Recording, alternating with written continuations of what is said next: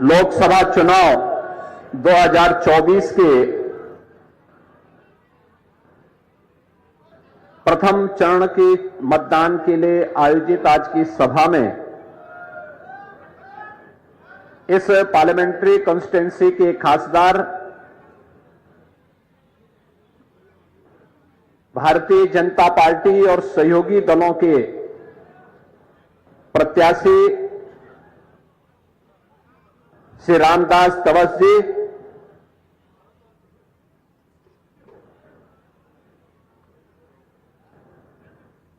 आज के इस कार्यक्रम में उपस्थित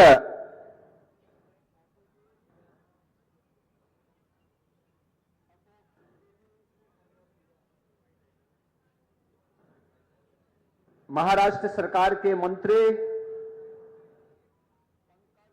श्री सुबोध मोते जी, अशोक शिंदे जी, आमदार श्री समीर कोणाकवार जी, पंकज भोयर जी, प्रताप अड़सर जी, मंच पर उपस्थित भारतीय जनता पार्टी के जिलाध्यक्ष श्री सुनील गपाट जी,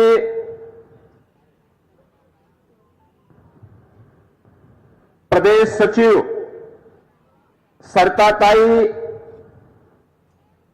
लोकसभा प्रमुख और अन्य भारतीय जनता पार्टी और सहयोगी दलों के सभी हमारे पदाधिकारीगण, भारी संख्या में इस हिंगन घाट नगरी में पधारे उपस्थित बहनों और भाइयों, महान संत भोजाजी महाराज की इस पावन धरा को नमन करते हुए मैं आप सबका हृदय से अभिनंदन करता हूं। बहनों और भाइयों, कल से नव संवत्सर प्रारंभ हो रहा है। भारतीय नववर्ष, गुड़ी पाड़वा का पावन त्योहार। मैं आप सबको इस पर्व की हृदय से बधाई देता हूं, अपनी शुभकामनाएं देता हूं।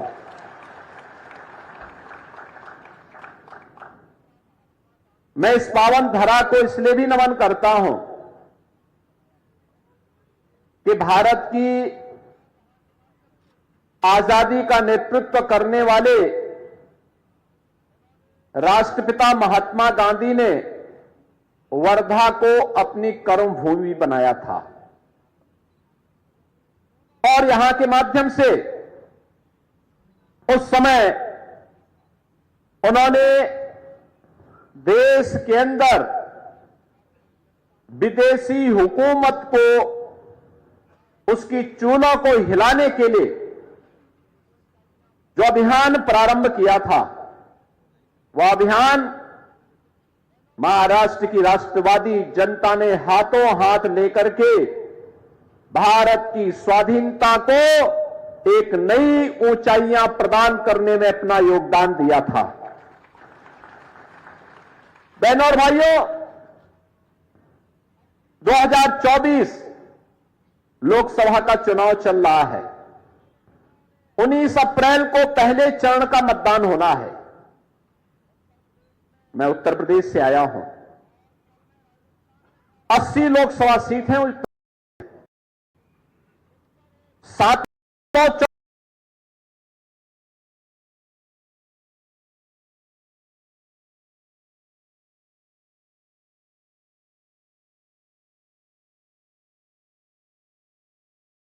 पूर्व और पश्चिम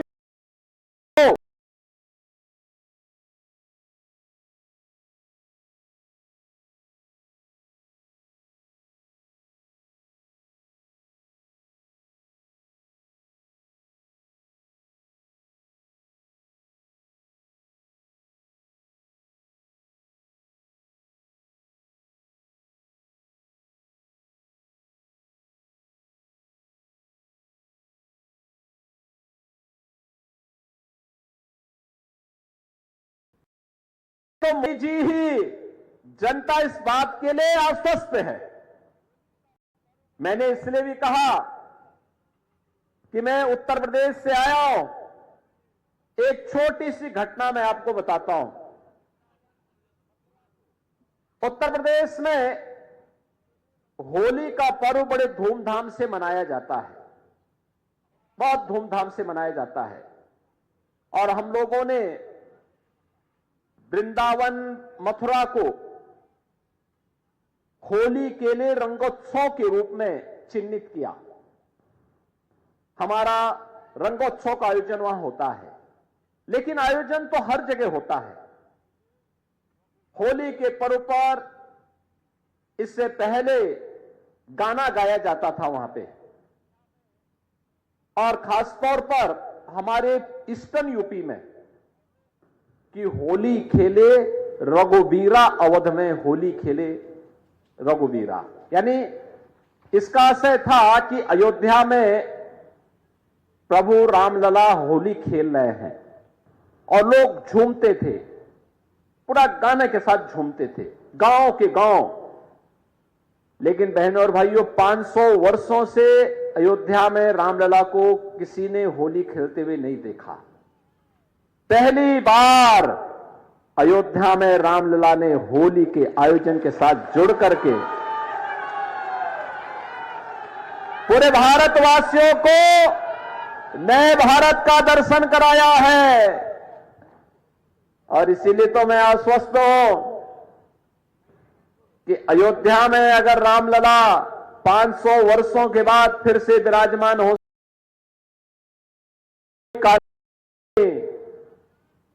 कि मोदी जी ने 10 वर्ष में भारत को जो पहचान दी है, जो सम्मान दिलाया है, जो सुरक्षा दी है, जो समृद्धि दी है, गरीब कल्याण के जो कार्यक्रम किए हैं, इन सबको ध्यान में रखते हुए मैं विश्वास के साथ कह सकता हूं कि फिर से आएंगे तो।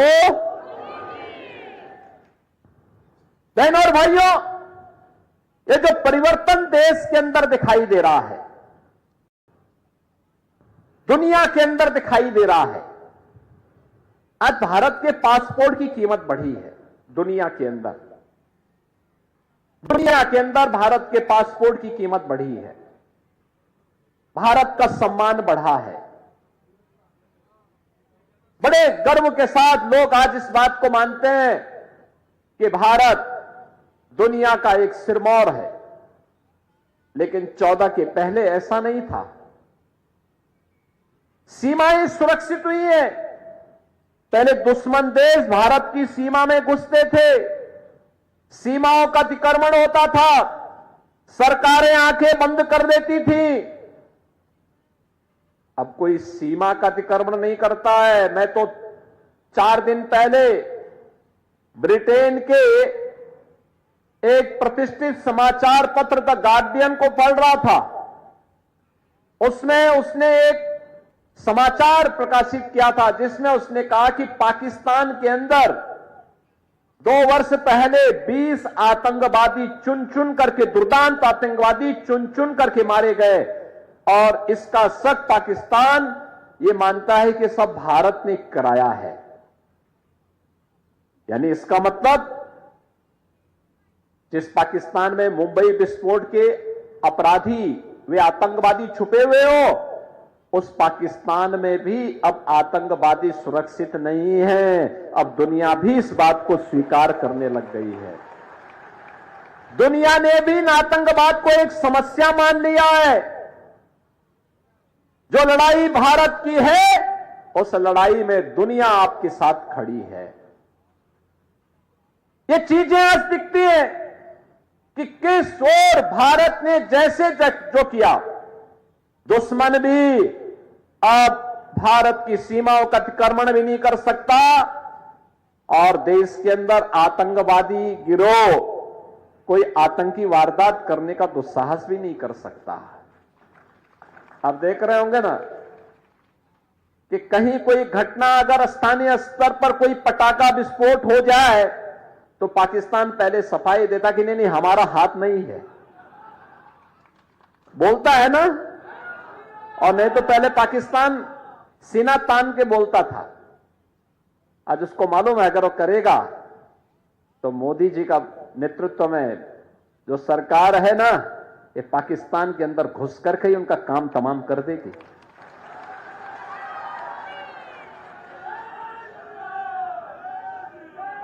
और भारत के अंदर आतंकवाद की जो सबसे बड़ी जड़ थी वो थी कश्मीर में धारा 370। हम एक ही नारा लगाते थे ना, एक देश में दो प्रधान, दो विधान और दो निशान नहीं चलेंगे, नहीं चलेंगे। जहां हुए बलिदान मुखर्जी वह कश्मीर हमारा है, यही तो नारा लगता था। और बहनों और भाइयों, जो काम 1952 से लेकर के 2014 तक किया, वह काम मोदी जी ने एक झटके में 370 समाप्त करके आतंकवाद की ताबूत में अंतिम कील ठोकने का काम भी किया। क्या ये काम कोई और कर पाता? क्या धारा 370 कोई समाप्त कर पाता? 3 तलाक की कुप्रथा को कोई रोक पाता? और बाबा साहब भीमराव अंबेडकर जी के पंच तीर्थ का निर्माण कोई और कर पाता क्या? ये सब काम तो मोदी जी ने किए हैं ना। और इंफ्रास्ट्रक्चर का अभी मैं सुन रहा था यहां के आमदार से कि रामदास जी ने यहां पे लॉजिस्टिक का एक बेहतरीन हब बनाया है। मैं भी आके देख रहा था। बहनों और भाइयों, ये काम भी मोदी जी के नेतृत्व में गडकरी जी ने और रामदास जी ने मिलकर के कितना बेहतरीन वो बनाया है। हजारों लोगों को नौकरी मिलेगी, ट्रांसपोर्ट को एक नया कार्य मिलेगा, यहां को एक पहचान मिलेगी, सिटी को एक पहचान मिलेगी, इंफ्रास्ट्रक्चर और बेहतर होगा। आज highway, railway, metro, IIT, IM, AIIMS, triple IT, world class universities, 1 district 1 medical college, हर घर नल की योजना ये भी बन गई है। और गरीब कल्याण की तो कोई सानी ही नहीं। भारत के अंदर 80 करोड़ लोग फ्री में राशन की सुविधा का लाभ पिछले 4 वर्ष से प्राप्त कर रहे हैं और अगले 5 वर्ष तक प्राप्त करेंगे। दुनिया के अंदर कहीं नहीं है। 60 करोड़ लोगों को 5 लाख रुपए की आयुष्मान भारत की स्वास्थ्य बीमा का कवर मिल रहा है। दुनिया के अंदर कहीं नहीं है। 12 करोड़ अन्नदाता किसानों को प्रधानमंत्री किसान सम्मान निधि का लाभ मिल रहा है। दुनिया के अंदर कहीं नहीं है, अकेले भारत के अंदर है। 12 करोड़ गरीबों के घर में शौचालय बन गए हैं। 10 करोड़ घरों में उज्ज्वला योजना का फ्री में एलपीजी का सिलेंडर प्राप्त हो गया है। करोड़ों परिवारों को जनधन का अकाउंट मिल गया है। करोड़ों नौजवानों के आर्थिक स्वावलंबन के लिए कहीं पे स्टार्टअप की योजना, कहीं स्टैंडअप की योजना, कहीं पीएम विश्वकर्मा की योजना, कहीं ओडीओपी की योजना ने एक नई क्रांति की है। और बहनों और भाइयों, पहले 4 करोड़ गरीबों को सिर ढकने के लिए पीएम आवास योजना का लाभ मोदी जी ने दिया और फिर रामलला को भी एक भव्य आवास अयोध्या में राम मंदिर के रूप में दिया है। हुआ है ना ये सब काम? एक सब हुआ है ना? आप मुझे बताओ, क्या ये 3 तलाक को कांग्रेस के लोग समाप्त कर पाते? और ये सपना तो सरदेव बाला साहब ठाकरे जी का भी था ना।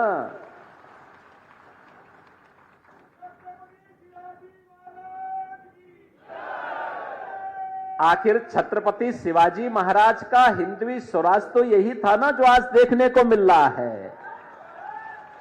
यही तो था कि हमारा अपना शासन होगा, भारत का अपना शासन होगा, भारत के आराध्य देवों का सम्मान होगा, भारत की बेटियों को सुरक्षा प्राप्त होगी, भारत की सीमा।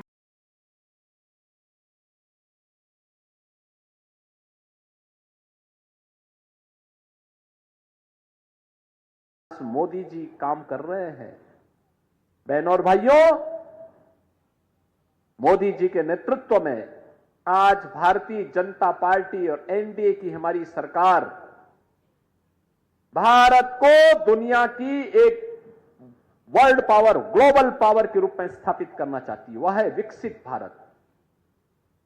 विकसित भारत के लिए विकसित महाराष्ट्र भी चाहिए। विकसित महाराष्ट्र के लिए विकसित नागपुर भी चाहिए। हर जनपद को, हर गांव को विकसित बनाना है, आत्मनिर्भर बनाना है। और इसके लिए सबसे सशक्त माध्यम कोई बनेगा तो सरकार बनेगी। सरकार, नेता भी होना चाहिए, नीति भी होनी चाहिए और नियत भी होनी चाहिए। क्या विपक्ष के पास नेता है? क्या न नेता है, न नीति है और न नियत ही है। यही स्थिति है ना। और बहनों और भाइयों, हमारी सहमति असहमति हो सकती है। हम लोग, सुबोध जी और मैं दोनों लोग सांसद थे 1999 में भी साथ साथ थे। वे अलग पार्टी से थे, मैं अलग पार्टी से था। 2004 में भी हम साथ साथ सांसद थे। रामदास जी और मैं 14 में मैं भी सांसद था गोरखपुर से, यूपी से, और रामदास जी भी थे। वे 19 में सांसद बने, मैं 17 में उत्तर प्रदेश के मुख्यमंत्री के रूप में मुझे भेज दिया गया। और बहनों भाइयों, 25 करोड़ की आबादी है यूपी की आज। आप देखो, भाजपा की वहां सरकार आने के पहले वहां दूसरे तीसरे दिन एक बड़ा दंगा होता था, कर्फ्यू लगता था। आज हमने कर्फ्यू पे ताला लगा दिया, कर्फ्यू लगता नहीं वहां। अब कर्फ्यू नहीं लगता है। पिछले 7 वर्ष में यूपी में कोई दंगा नहीं हुआ। अनुमान करिए, यूपी में कोई दंगा नहीं हुआ। यहां पे तो आपने देखा ना,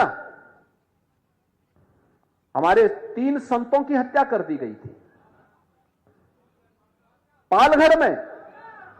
और यूपी में कोई नहीं कर सकता, उसको मालूम है, कोई करेगा उल्टा टांग देंगे उसको।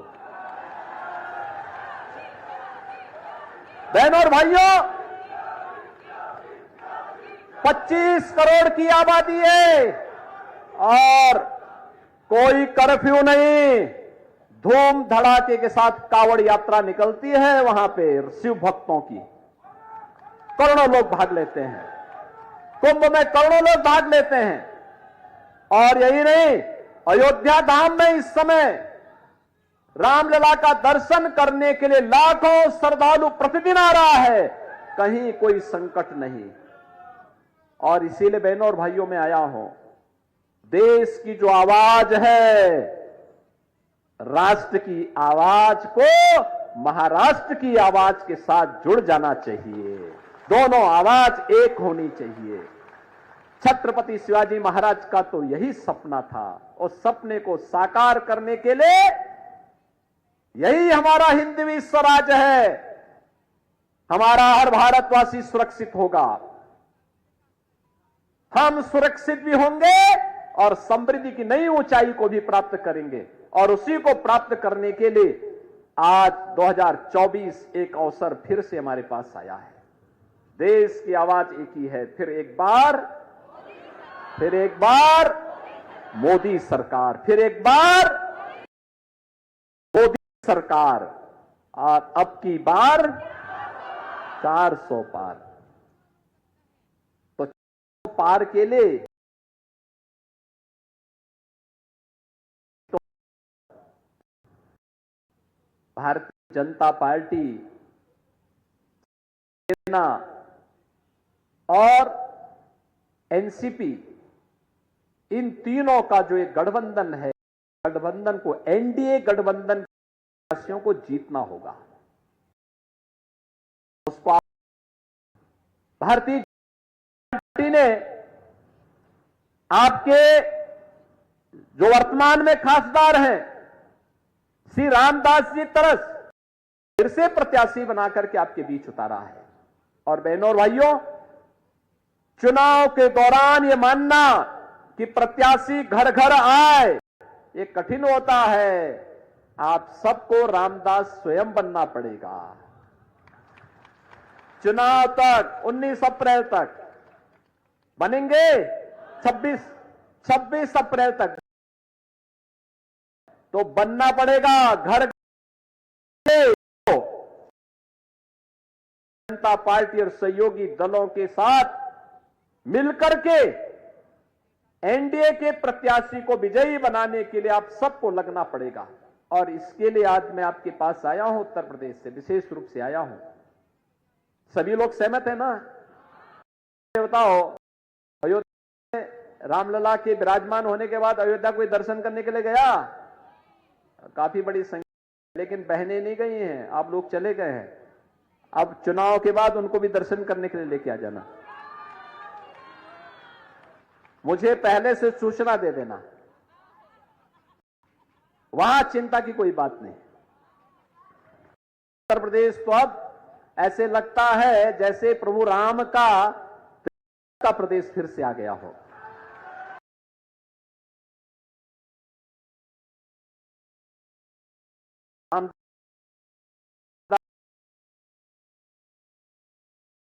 तीसरी बार भारत को पहले 3 वर्ष में तीसरी बड़ी अर्थव्यवस्था बनाने के लिए फिर से देश की सत्ता सौंपने का आह्वान करने के लिए आया हूं। सभी लोग सहमत है ना? सभी लोग सहमत हैं? तो पीछे तक मेरे साथ दोनों हाथ खड़ा करके एक बार बोलेंगे, दोनों हाथ खड़ा करके रामदास जी को भारी बहुमत से विजयी बनाएंगे। बोलिए मेरे साथ, भारत माता की, भारत की, भारत माता की, वंदे वंदे, छत्रपति शिवाजी महाराज की, छत्रपति शिवाजी महाराज की।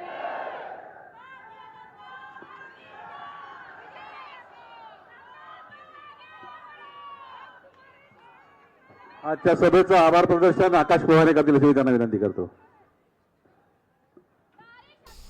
तो सीएम योगी आदित्यनाथ को सुन रहे थे आप। महाराष्ट्र पहुंचे हुए हैं सीएम योगी आदित्यनाथ, जहां पर भारतीय जनता पार्टी के लिए प्रचार प्रसार करते हुए नजर आ रहे हैं।